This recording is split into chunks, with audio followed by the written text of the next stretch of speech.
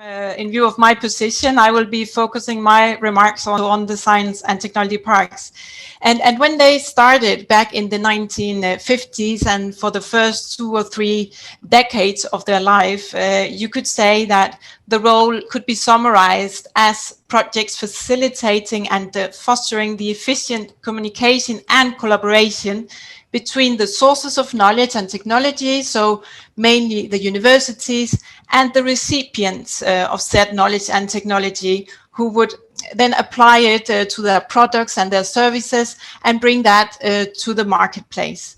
And the result of this voyage of technology would be a benefit for all parties involved, and also a multiplying factor for these processes to feed themselves and also to keep growing. And I think this aspect, it also casts probably some light on an interesting element of this era of the knowledge economy.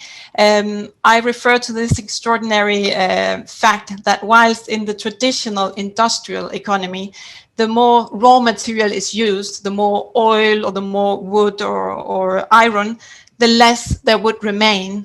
While in the knowledge economy, where knowledge is the raw material or the feedstock, you could say, you see precisely the opposite. The use of knowledge, it does not burn itself or consume. It actually generates and creates more of it. So in the sense that the more you use, the more you actually have. And getting back to this role of the science and technology parks, the question today is, if that central role of the science parks, and I say central because we have other tasks as well, but I will focus just on this one, whether this role is still valid. After all, one could say that the role of putting in contact the universities and the companies is still the main one. Would that then mean that science parks have failed in these past years in reaching this goal? And I would say that that would be putting too much responsibility actually on the science parks, as if they were the only projects in charge of such a task.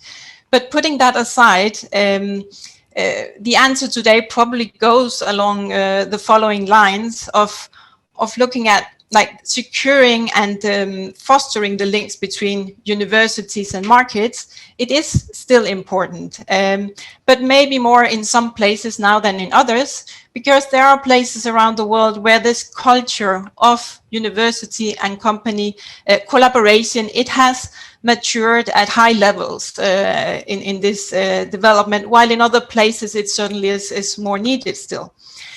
Then we can add other layers of responsibility.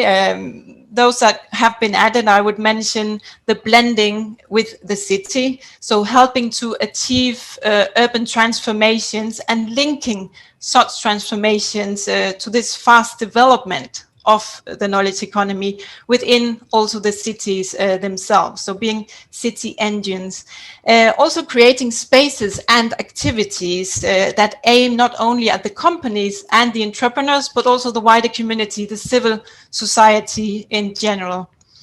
And I'm also realizing that there are two significant levels of targets within the science parks. So on the one hand, the resident companies on the park premises, the intramuri, as it were, and then the many other innovative companies not located on the park premises, like extramuri, but that can still become part of the park community or the surrounding innovation community.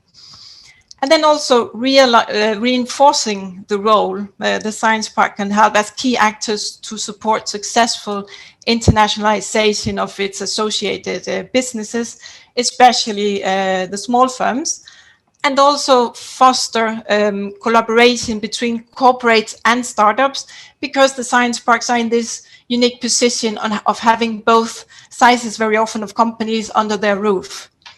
And last but not least, also in these pandemic times, I would also mention that moving swiftly to adapt the real estate offer to the changing needs of companies is something we have seen key in the network, adapting to what could perhaps become a more consolidated trend of mobile or distance home-based working methods. Because at the end of the day, innovative business entrepreneurs, they continue needing specialized and ad hoc support, so smart support, to grow and succeed. And that is really the job of science parks yesterday, today, and presumably also tomorrow.